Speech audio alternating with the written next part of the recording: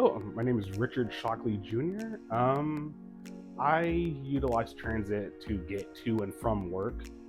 Before I used to live in downtown. I used to live in Northeast Tacoma, but I didn't drive or have a car, so I would have to commute from Northeast Tacoma to Federal Way, and then from Federal Way to downtown right now. I would say what I enjoy the most about riding transit is the utility of it in terms of I have multiple options to get to and from places. Since I moved to downtown, before when I was in Northeast Tacoma, I only had really one way to get home. I'd have to catch either the 500 or the 501 to get back to Federal Way. And then from there, I would have a couple options to get from Federal Way to Northeast Tacoma.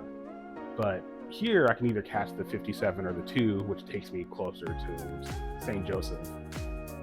One of the changes they implemented, I want to say a year or so ago, was they increased the amount of hours that transit will go on for it in terms of like how late in the day.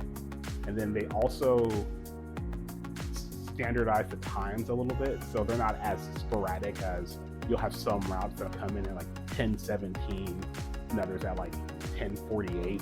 They're a bit more standardized now. And then they are also a tad bit more frequent. So most routes are about every half hour. And then some are even every 20 minutes, depending on how speedy the route is. I would say that a lot of my coworkers, specifically in our downtown office here, they weren't aware that the link now goes from the Tacoma Dome, not the Tacoma Dome station, all the way up towards MLK. And that alone just gives another flexibility of maybe there's a couple of markets you want to go to on MLK that now you have a pretty quick and easy direct route to get to.